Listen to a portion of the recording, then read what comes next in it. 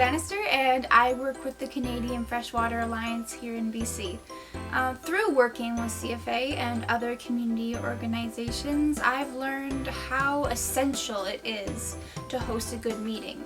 It aligns community values, creates community connections, and it really inspires that community-based action that us freshwater defenders are really looking to create.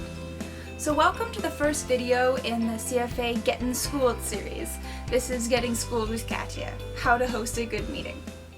So how do you host a good meeting?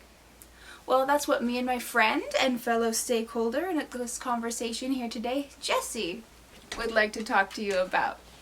Let's say Jessie and me are stakeholders in a conversation about freshwater health in our community. Maybe there aren't enough opportunities for community members to explore and learn about the ecosystems and watersheds that support us. Or maybe there's a big corporation that is creating pollution that threatens our watershed health. We know there are more community members who are interested in having a conversation about these issues. So we want to host a meeting to bring all of us together, to get to hear ideas, to make connections. But how do we do that? What are the steps? So step 1 is make your meetings accessible. One of the first things we need to do in order to have a successful meeting starts even before we decide what we're going to talk about at that meeting. First, we need to ensure that the meeting we host is held in a time and in a place that the people who are interested in it and who are stakeholders in that meeting can get to. If it's a physical meeting, we need to think about whether someone has a vehicle to get them to that physical location. Or if it's a virtual meeting, we need to think about whether someone has a device that will allow them to access a virtual meeting app and take part in that meeting. We need to think about the different needs and other commitments of the people in the group that we're hoping to have attend the meeting. Are some of them students? Do they have to go to school during the day? Do other people work 9-to-5 jobs and need to prioritize those commitments over community meetings? Do people live in homes with lots of other people and consequently can't stay out too late or be up on Zoom late at night because of the needs of the other people in their homes? And so secondly, we need to map out who our stakeholders are and ensure that they will all be invited to this meeting space and allowed to have their voices heard at the table. We must always ask the question, who isn't here that needs to be? And how can we represent their ideas, opinions, perspectives until they can be? And so here's a hot tip just for figuring all this stuff out, making sure that people can come to the meetings you're trying to host. Use a tool like Doodle Poll and include lots of time options, send out emails and ask about meeting place options. Make sure that people have input in the time and place that you're going to be hosting your meeting. Step number 2 of hosting a successful meeting. Connection comes first.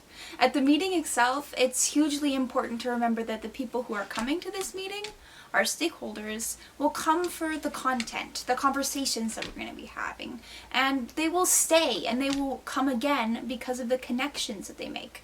So it's hugely important to start making those connections right off the bat at our meetings.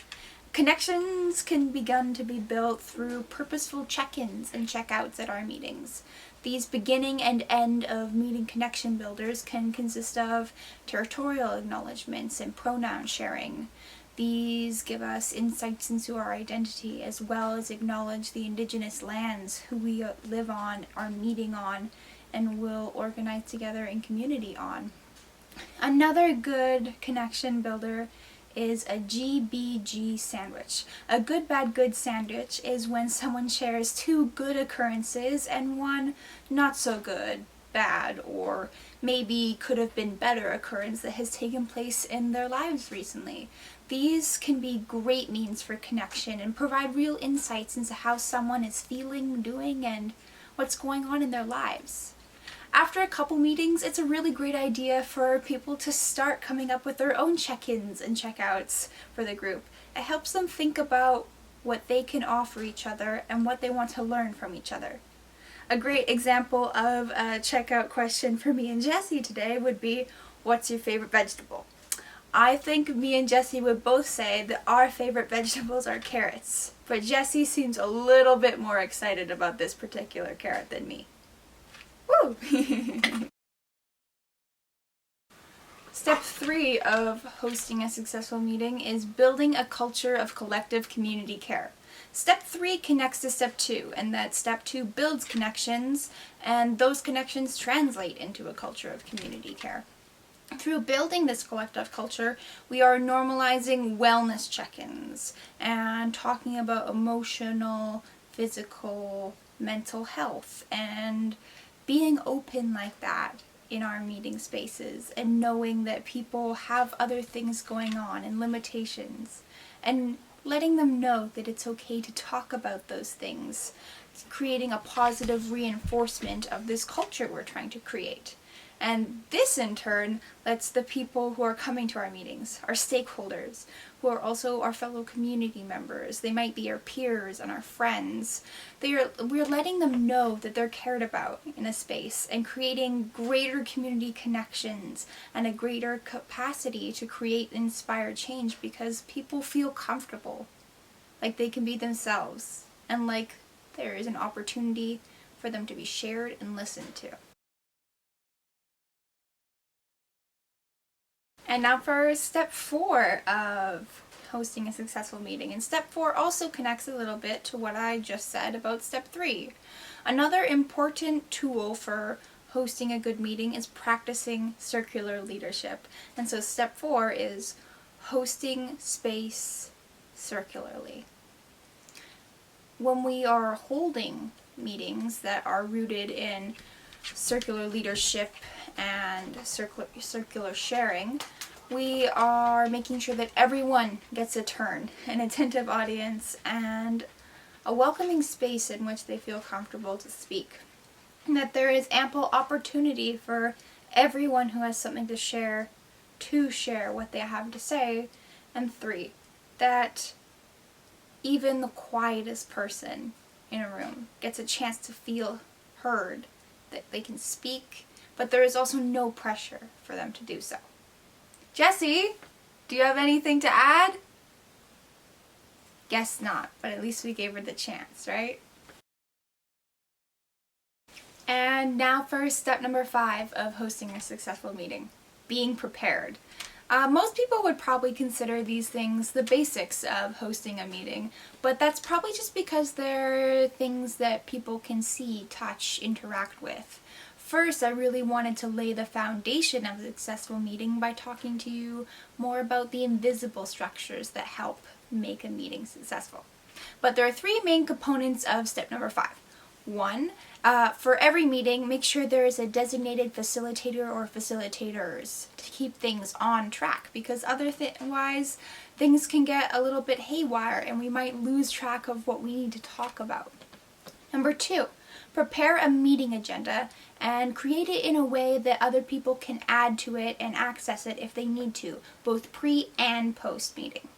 And finally, number 3, take meeting notes and send them out afterwards so that people can reference them later.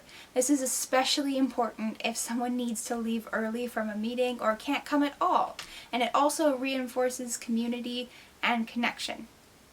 Jessie, is there anything you want to add? That's okay too.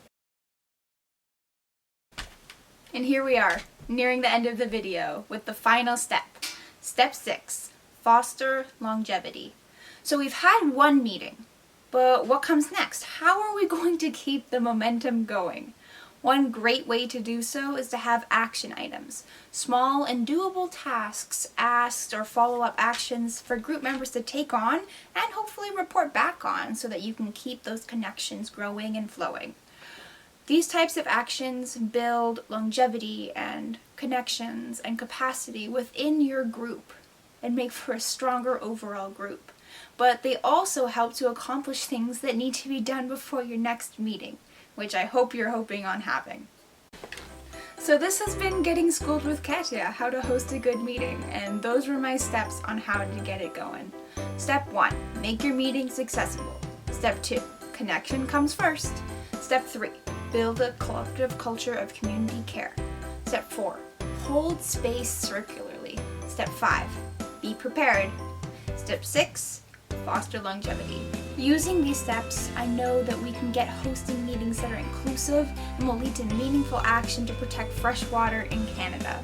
Thank you so much for listening. Now get out there and get hosting. Bye for now.